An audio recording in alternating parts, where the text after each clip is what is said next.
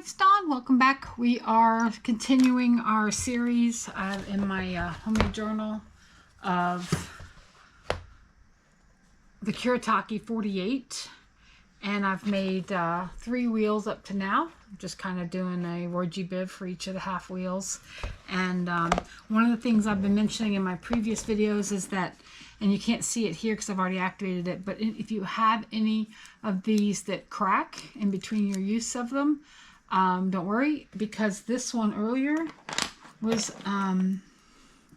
cracked that same way. You can kind of see the lines here where, and then once you activate it with water, it all kind of goes back together. And this one I'm about to use, which is Scarlet, it was really cracked. And then my next wheel, this guy's got like some floaty pieces. I mean, these guys are like all independent and they will come out. So I'm hoping those will get kind of married to the group of in that cake in that pan. So we're today we're doing Scarlet, lemon yellow, hooker's green, malachite, yes, Prussian blue, and just the plain old color purple. And I'll give you the numbers too for each of these. So the first one is 31 Scarlet. Oh, and the other thing I was going to mention is it seems like just the reds and the greens seem to be having this San Andreas fault crack kind of situation. The other colors like blue and yellows, they don't seem to be doing that, but just a FYI. So this here is Scarlet, and you know, we're just gonna do another orgy bib. I really like this little lineup, this little roster of colors. This is a bit tomatoey, but I was kind of expecting Scarlet to be a bit more blue red than orange red, but it's a very warm red. I guess I don't know my colors as well as I thought. And I'm not a professional artist. I'm self-taught. I have had 0 art classes other than, you know, elementary school or high school or whatever. I just like playing with art products, and I like dabbling with all the colors in the crayon box. And that includes these bad boys. So that is a very messy Scarlet because I wicked into the other one, but we're going to live with it. All right, next is lemon yellow. Expecting a very cool yellow here, and does not disappoint. So I'm really enjoying these Kuretake Gansai. As I mentioned in one of my other previous videos, or all 3 of them, this is a set of 48 that I'm swatching out, 6 colors at a time. I did have to make the well, I decided not to do white, black, and a couple of gray. I didn't do that one either. And then a couple of the metallic colors. I'm only going to end up doing 42. I could have done all 48, but I decided not to. Who wants to swatch white? Or gray for that matter. Why did I just rinse my brush? I have 0 idea. Oh, I think there's a little red in it. That's why. So I just decided to just do 42 of the 48. I do have the metallic set as well. So what I may end up doing with another time is doing, I think I've got a pearl set as well. And I think there's a gem set. I don't know if I'm interested in getting the gem set, but I will swatch what I've got because we're on a use what you've got in 2025 kind of mantra. All right, that's lemon yellow, 40. We're moving on to 52. This is hooker's green. But I'll swatch what I've got and add those metallics in at some point. And there's several of them. There's like a white gold and a champagne gold and I forget all the different colors of gold. And then I have a pearl set too. I'm not a big shimmer person. I'm a bit more grunge than shimmer, but I do like gold accents on things. Even in the grunge world, I like to put a little gold, but I'm not all into the copper and the pearl. I'll use them here and there, but I've got like some pink pearls.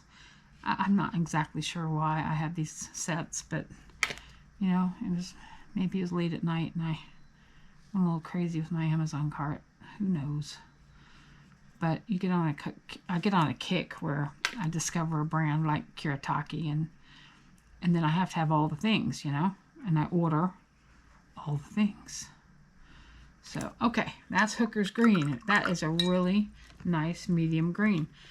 All right, we're moving on to my personal favorite, and I love it so much. I even ordered it this big. Oh, yeah.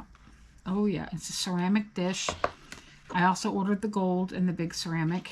They're absolutely beautiful. They sit here and just look lovely and stack. And yeah, this is Malachite, number 50.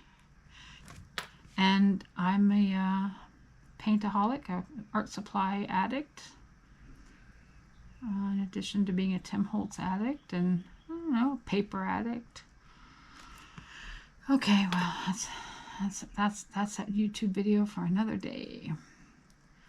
I love paper. This paper, by the way, is a Strathmore 300 series. It's largely cellulose, but it's got a pretty nice, even though it's cold press, it's got a pretty pretty smooth surface. And I like using it for these kinds of exercises. I really enjoy swatching on it and other things too. It's an inexpensive way to play around with your stuff, so that you don't have to spend, you know, I love Arches paper too, or Arches, depending on where you're from and who you know. But I save my Arches for when I'm doing something really cool. All right, so that was 50 Malachite. Now we're on to 66 Prussian blue. I'm a big Prussian blue fan. If I need a blue, oh yeah. This has a lot of depth, typically. I'm curious to see a lot of undercolors that come out as you thin it out. I'm curious to see if this Prussian blue has the same properties with Kuretake. Sometimes they don't give you pigments that are in these paints, so I guess they're considered a hobbyist paint. But I like them. I like them. They borderline on gouache, but I'm okay with that, because not every tool is meant for every project. And so when you know your paints and you know how they respond and you know their opacity or their transparency, then you know when to use what. I mean, you don't go take a shotgun to kill a mosquito, right? But you know, shotgun works for a lot of other pests, but not that one. Okay, Prussian blue, number 66. Very rich and down in these hues. I like it. And then our last one is the very, very aptly named purple. That's it. Number 37, purple. I believe you can buy these if you don't want to buy the sets. I believe you can buy these open stock from places like, I know St. Louis Art Supply, and I have no affiliation with them. I'm just telling you where I've seen them.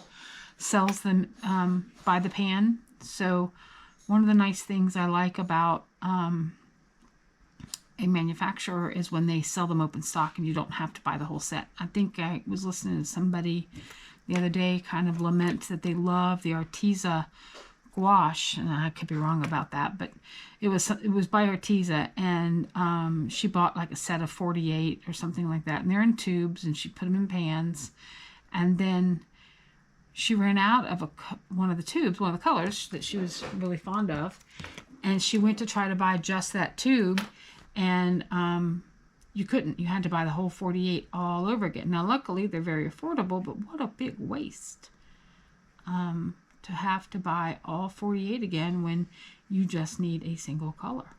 And for me, that's Malachite. And I'm not talking you have to buy this one, although if you want to, I understand. It's a good mixing color too, by the way. If you've never mixed with Malachite, it's really fun to mix with it. It makes some really interesting combinations of colors. I love mixing that color with like a nickel azo gold quinacridone. I love mixing it with that. It comes out really, really beautiful, beautiful combinations with turquoise and that orangey, goldy color. Okay, well, there you go. Other than the really messy Cad Scarlet over here, we got a nice little buffet of colors. And once again, thanks for stopping by, and we'll see you again soon. Bye.